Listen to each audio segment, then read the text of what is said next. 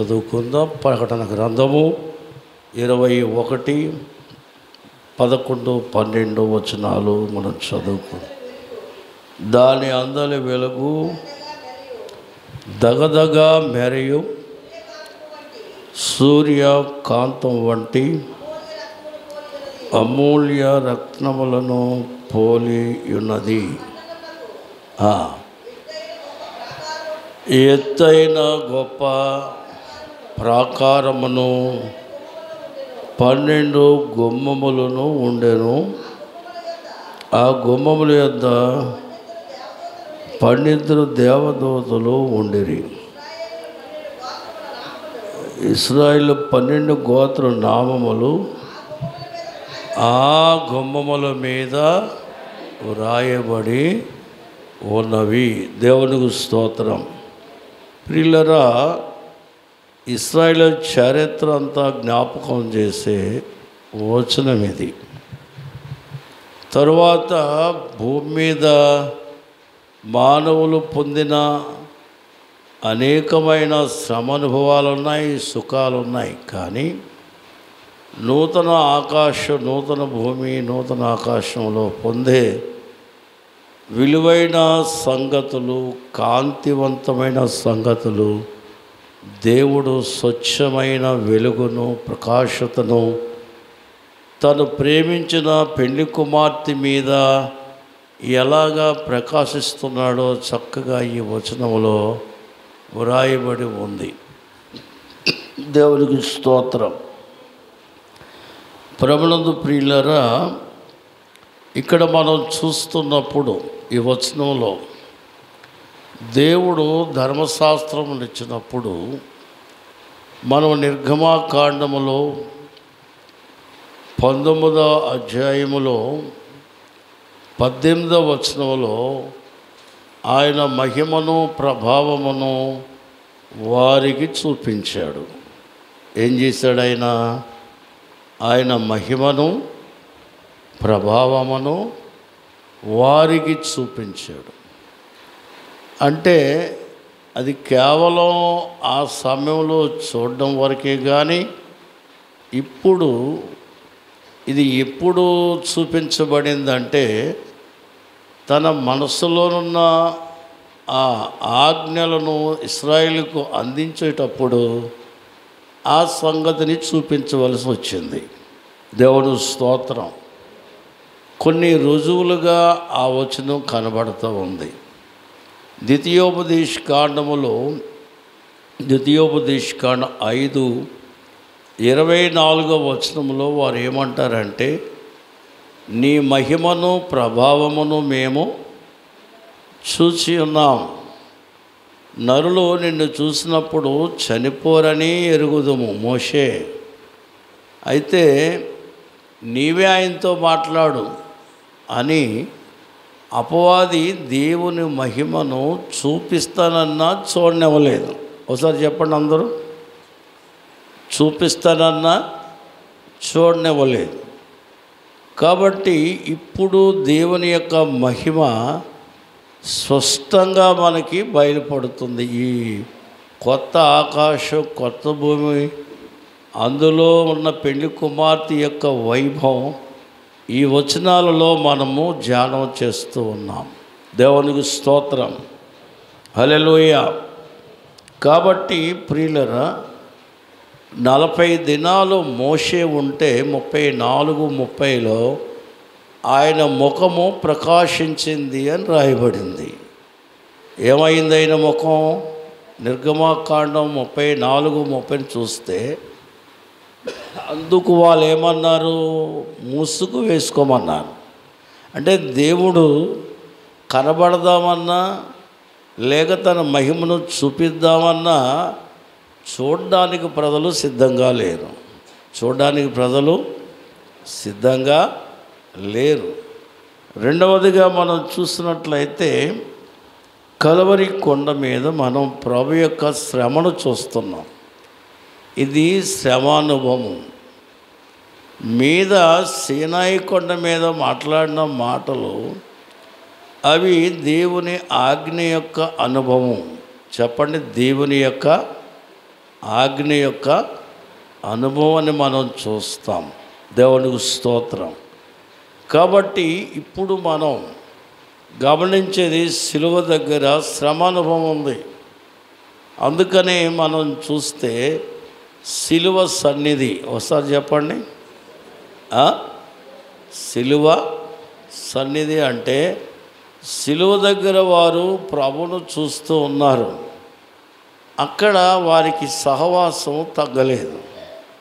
శ్రమ వారి కళ్ళ ముందు ప్రభు పొందుతున్నట్టు చూస్తున్నా వారికి ఇదిగో అమ్మా నీ కుమారుడు, ఇదిగో మీ తల్లి అని వారిద్దరికీ బాంధవ్యాన్ని కలిగించాడు.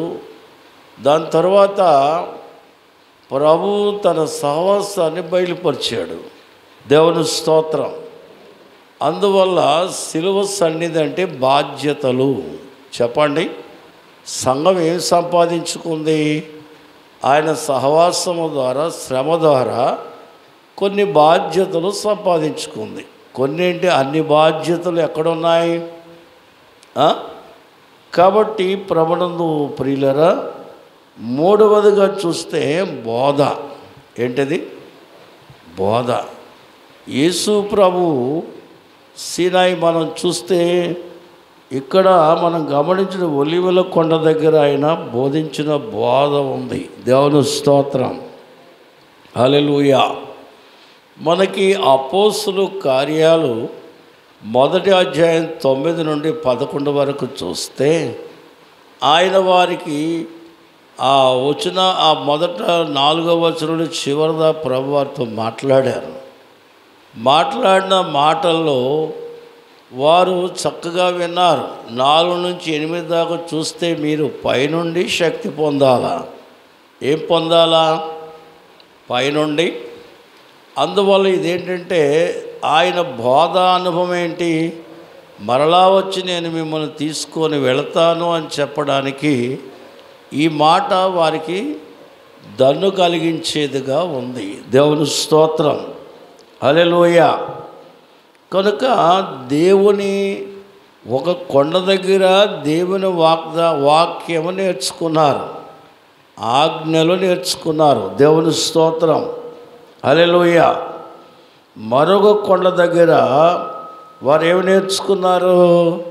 శ్రమానుభవం అంటే శ్రమను బట్టి కలుగు అంతస్తు వారికి అర్థమైంది. దేవుని స్తోత్రం. మూడవది బోధ. ఏం చెప్పండి? బోధ. ఎందరో బోధించారు. మార్కు సువార్తలో 1వ అధ్యాయము 27వ వచనం ఏమన్నా ఇది ఏదో కొత్త బోధలాగుంది అన్నారు. అంటే ఆయన బోధ ఎలా ఉంది? అంతకుముందు చెప్పిన వారు బోధలు వేరు. ప్రభు బోధిస్తున్నప్పుడు దయ్యాలు వెళ్ళిపోయినాయి. బాబు సౌండ్కు తగ్గించాయా? దయ్యాలు వెళ్ళిపోయినాయి. తర్వాత రోగులు బాగుపడ్డారు.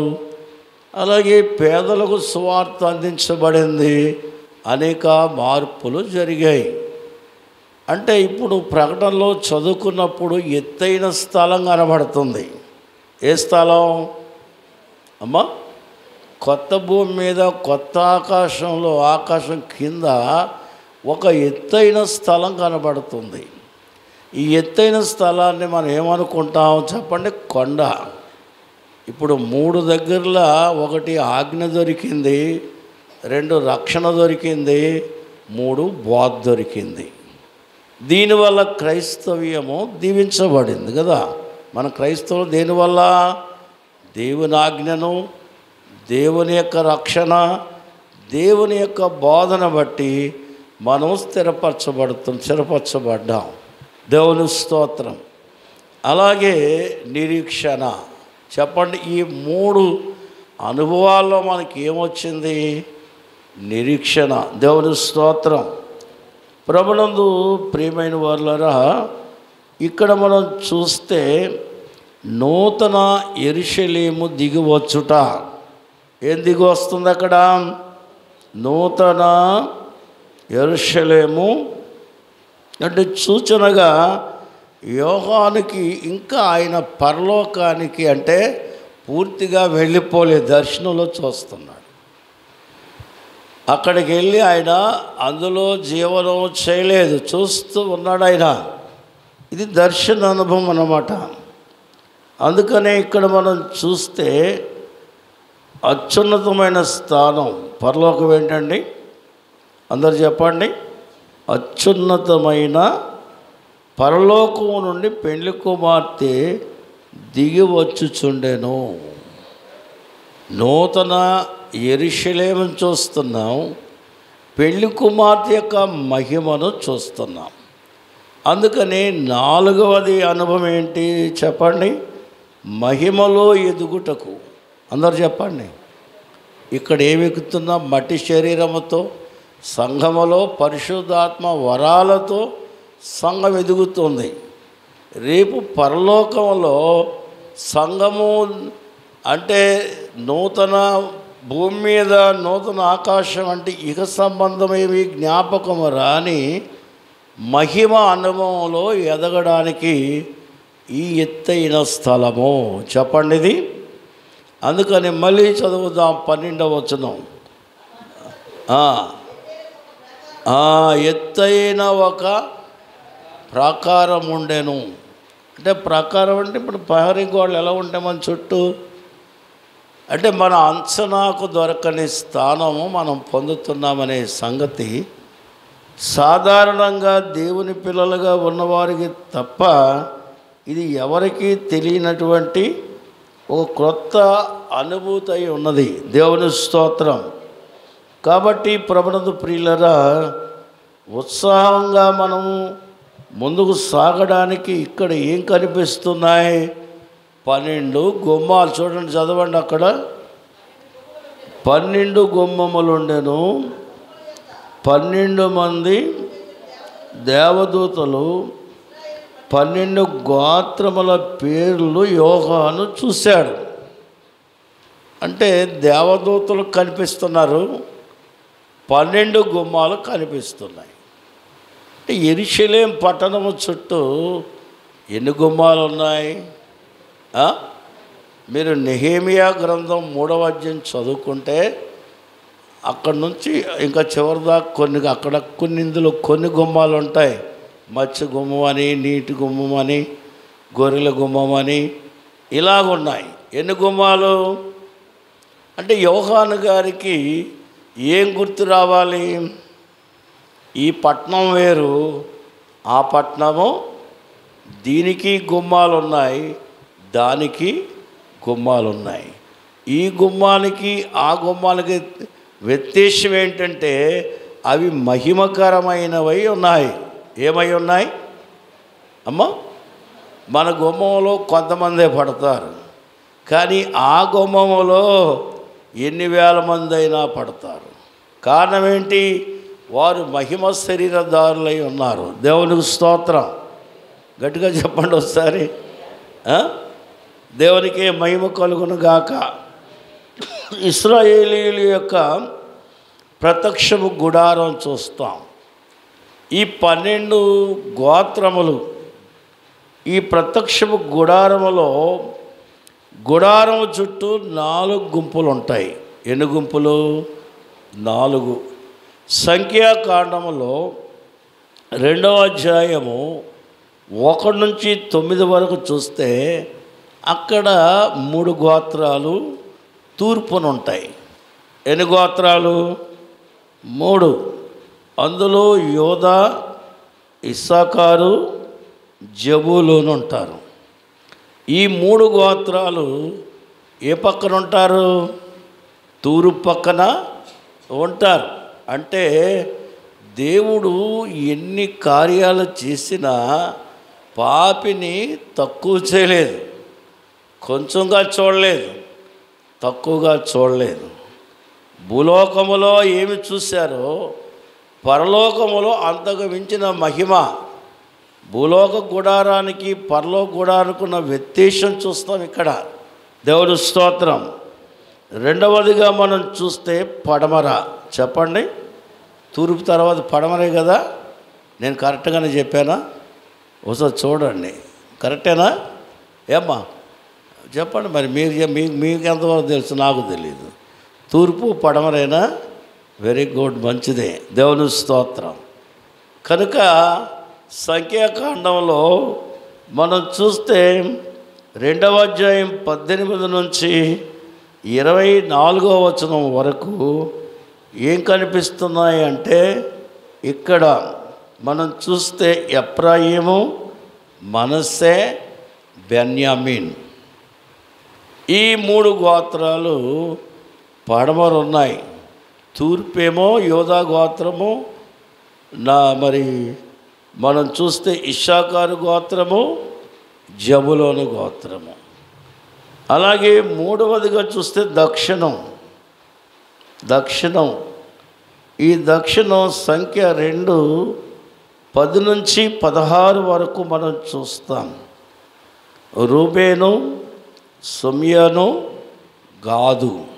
ఎంతమంది? వీరు దక్షిణ తట్టు ఉంటారు. 4వదిగా చూస్తే మరి తూర్పు, పడమర. ఇక్కడ ఇంకేముంది? బాగా ఉన్న దిక్కులు బాగా గుర్తుపెట్టి, ఎందుకంటే అంతకుముందు చేసిన పూజలు అవే కదా. అంచేత ఏ దిక్కు ఇది? ఈ దిక్కులో ఎవరున్నారంటే చూడ 2వ అధ్యాయం సంఖ్య 25 నుంచి 31 వరకు దాను, ఆసేరు, నప్తాలి. ఎన్ని గోత్రాలు? 12. అందుచేత యోహాను గారు గుర్తుపెట్టుకోగలుగునట్లుగా ప్రభు బహు చక్కగా ఈ సంగతులు చూపిస్తున్నాడు. అక్కడ ఎంతమంది దూతలు ఉన్నారు? 12 మంది దూతలు ఉన్నట్లుగా మనం చూస్తున్నాం. ప్రభునందు ప్రియులరా, వాక్యమును బట్టి మనం చూస్తే సంఘమునకు నిరీక్షణ ఉన్నది. ఏముంది చెప్పండి? అంటే ఏంటా నిరీక్షణ? నేను అనుకున్నది ఏదో ఒక రోజు నా జీవితంలో అది నేను చూడగలుగుతాను. నిరీక్షణ అనే మాట మనం చూసినప్పుడు మనము ఎప్పుడు చూడనిది చూడగలం. ఒకసారి చెప్పండి. ఎప్పుడు చూడలేనిది. కనుక ఇక్కడ ఈ మహిమ కలిగిన నూతన యెరూషలేము కానీ, ఉన్నతమైన ప్రాకారము కానీ ఈ భూలోకంలో ఎప్పుడైనా చూసామా? ఒకసారి చెప్పండి. మీరు వాడితో చూస్తే చెప్పండి, నేను చెప్పను. మీరు చూస్తే మీకేంది చెప్పాలా? చూసామా? మనం చూడనిది చూడగలం అనేదాన్ని ఏమంటారు? నిరీక్షణ.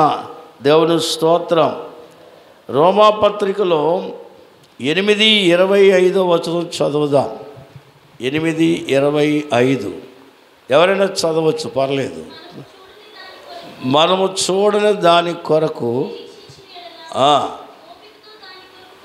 అది ఏమొస్తుంది మనకి? అందరు చెప్పండి అమ్మా. మన భక్తి పెరగాల. చెప్పాలి, ఏం పెరగాల? మన భక్తి ఏం కావాలా? మనం చూడని దాన్ని చూస్తామనే ఒక నిరీక్షణ వచ్చినప్పుడు మనలో ఓపిక వస్తుంది. ఆ నిరీక్షణ మనల్ని ఏం చేస్తుంది? ఇప్పుడు మనం యోహాను గారు చూశారు, రాశారు, ప్రభువు చెప్పాడు. యోహాను గారు ప్రభువును చూశారు, నూతన యెరూషలేమును చూశారు, పెళ్లి కుమార్తెను చూశారు, 12 పేర్లు చూశారు, దేవదూతను చూశారు. మరి మనం చూసామా? మాట్లాడలేదు. ఇప్పుడు మనం చూడాలా వద్దా? మాట్లాడలేదు. మీరు ఏమనాలంటే, చూడడం ఏంటి పాస్టర్ గారు, ఏకంగా వెళ్ళి అక్కడ కూర్చుంటాం అందులోనే. ఆ కొత్త భూమి మీద కొత్త ఆకాశం తయారయ్యే ఆ పట్టణం నాదే. ఆ పట్టణం ఎవరిది? నాదా, మీదే, మందేనా? ఎంతమందికి నమ్మకం ఉందో చెయ్యొద్దండి. తెలిసినా తెలిపోయి చెయ్యొస్తారు. కారణం ఏంటి చెప్పాలా? దేవుని స్తోత్రం. కనుక దేవుని యొక్క ఆలోచనలు చూడండి. ఎబ్రీ పత్రికలో 6:18 చదువుకుందాం. 6వ అధ్యాయము 18వ వచనం. ఎబ్రీ పత్రికలో 6వ అధ్యాయము 18వ త్వరగా చదవండి. తన సంకల్పమును నిశ్చలమైనదని, బాగా వినండి, నిశ్చలమైనదని, ఆ వాగ్దానమునకు వారసులు మరి నిశ్చయముగా కనపరచవాలి. ఎవరికండి? నిశ్చల. చెప్పండి, మళ్ళీ చదువుదాం వచ్చిన అందరూ ఒకసారి చదువుకోవాలి. ఇది చాలా ప్రాముఖ్యమైన అంశం. ఇది చదవండి. తన సంకల్పము నిశ్చల, ఆయన సంకల్పం నిశ్చలమైనదా నిజంగా అందా? ఓసారి మీ నోటితో చెప్తే అర్థం అవుతుంది మాకు. అవును. ఆ వాగ్దానము వారసులైన వారికి మరి నిశ్చయముగా ఉద్దేశించువాడు తను ఆడజాలడు. నిశ్చలమైన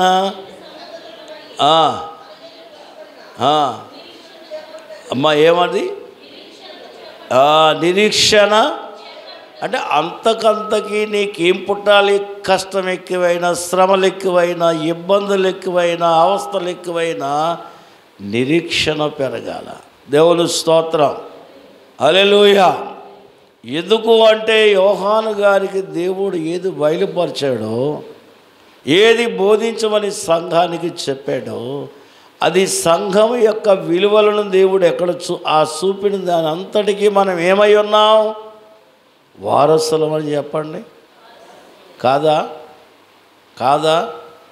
మనం ఎవరు వారసులం? దేవుని వారసులం. అందుచేత ఆయన సంకల్పించాడు మన కొరకు ఆ నూతన, చెప్పండి, యెరూషలేము మనం చూస్తున్న నూతన భూమి, నూతన ఆకాశంలో ఒక్కొక్కటి సిద్ధపరుస్తూ ఎత్తైన ప్రాకారం అన్నారు. ఈ పక్కనే ప్రహరీ గోడ ఉంది, అవతల మనం చూడగలరు. కానీ భూలోక పాపులు, మారు మనసు లేనివారు, రక్షణ పొంది నిశ్చయత లేకుండా జీవించిన వారికి ఆ ప్రాకారములో ఉన్న పెళ్లి కుమార్తె కనబడదు. దేవుని స్తోత్రం. అందువల్ల ఎత్తు అన్నారు. చెప్పండి, ఏంటది అంటే అర్థం ఏంటి? చూడలేనంత. మనము ఆ స్థాయికి ఎదగలేని వారు చూడలేని మహిమను మీకు తెలియజేస్తూ ఉన్నాను. జీవము కలిగినదిగా 1 పేతురు పత్రికలో 1వ అధ్యాయం 13వ వచనం కూడా చదువుకుందాం. అమూల్యమైన రక్తము చేత కాబట్టి 1:13 నీ మనస్సు అను ఏం చేద్దాం? అందరూ చెప్పండి. మనస్సు అను నడుము కట్టుకొని నిబ్బరమైన, అంటే భూలోకంలో ఎదురయ్యే పరిస్థితులు, నిందలు, అవమానాలు, కష్టములు, వాటి మీద మనసు పెట్టక నిబ్బరమైన బుద్ధి గలవారై యేసుక్రీస్తు మీకు తేబడు. ఇంకెందుకు కృప అండి? పరలోకం వెళ్ళాక పరలోకం కృప ఎందుకు? ఇక్కడ ఉన్నప్పుడే కదా. చెప్పండి, రోగికి వైద్యం కావాలా? అంతేనా? ఆకలేసు వాడికి సదుపాయాలు ఇక్కడే. మరి అక్కడెందుకు కృప అంటే ఇదిగో ఇక్కడికి వెళ్ళడానికి, ఈ కొత్త భూమి, కొత్త ఆకాశం ఉండడానికి ఏం కావాల్సి ఉంది?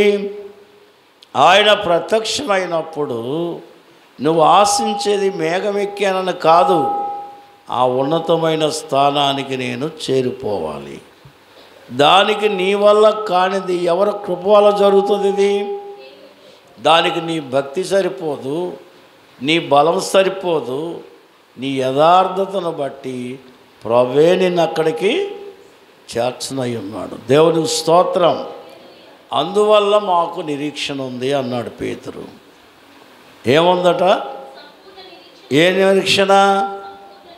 అందులోకి ఏమైనా డౌట్స్ ఉన్నాయా? మీకేమైనా పరలోకం వెళ్ళనేమో, ఒకవేళ వెళితే ఎక్కడుంటానేమో, ఉంటే ఏ అంతస్తులు ఉంటానని అనుకుంటున్నావా? ఉందా ఏమైనా డౌట్స్ మీకు? ఉండకూడదు. ఎందుకంటే వాక్యము చాలా గొప్పది. దేవుని స్తోత్రం. హల్లెలూయా. గట్టిగా చెబుదాం. దేవునికి మహిమ కలుగును గాక. చూడండి, హెబ్రీ పత్రికలో 6వ అధ్యాయం ఇందాక చదివారు, 19వ వచనం కూడా చూద్దాం. 19వ వచనం కూడా, ఈ నిరీక్షణ స్థిరమనై మన ఆత్మకు లంగరవలే ఉండి ఎక్కడికి తెరలోపలకు నిరంతరము క్రమము చొప్పున యేసు మనకంటే ముందుగా మన పక్షమున మనం ఏమంటామంటే పరలోకానికి వెళ్ళిపోయాడు యేసయ్య. మనకు ఇస్తామన్న అన్నిట్లో ఆయన ప్రవేశించున్నాడు, అన్నిటి మీద ఆయన అధికారము కలిగి ఉన్నాడు. కనుక ఈ నిరీక్షణ ఒక సంఘానికి ఉంది. దేవుని స్తోత్రం, హల్లెలూయా. కాబట్టి ఇక్కడ మనము ఈ 12వ వచనం చదువుతూ ఉన్నప్పుడు మనకి అనేకమైన విషయాలు మన కంటికి కనబడుతూ ఉన్నాయి. దేవుని స్తోత్రం, హల్లెలూయా. కాబట్టి ప్రియులరా, ఈ నిరీక్షణకు పౌలు గారు ఏం చెప్తున్నారు? 1 కొరింథీ 13:13 ఏం చెప్తున్నారంటే, చూడండి, ఈ నిరీక్షణ నిలబడాలంటే విశ్వాసం ఉండాలి. ఏముండాలి? ఆకాశం అగ్గైనా భూమి బుగ్గైనా నేను రాకడ విశ్వాసిని, పెండ్లి కుమార్తెను. నేనేమై ఉన్నాను చెప్పండి? రాకడ పెండ్లి కుమార్తెను. దేవుని స్తోత్రం, హల్లెలూయా. గట్టిగా చెబుదాం. అందుచేత దేవుని పిల్లలు గమనించండి, నీ విశ్వాసమునకు ఏమవసరమై ఉంది?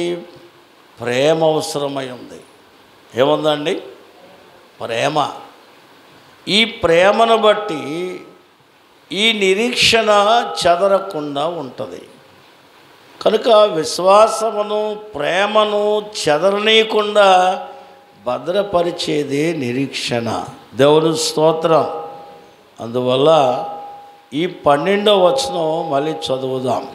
12వ వచనం ప్రకటన, ఎత్తైన గొప్ప ప్రాకారము ఉండెను,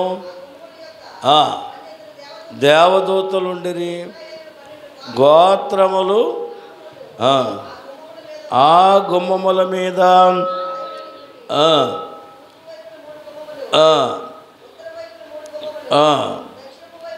మూడు గుమ్మములు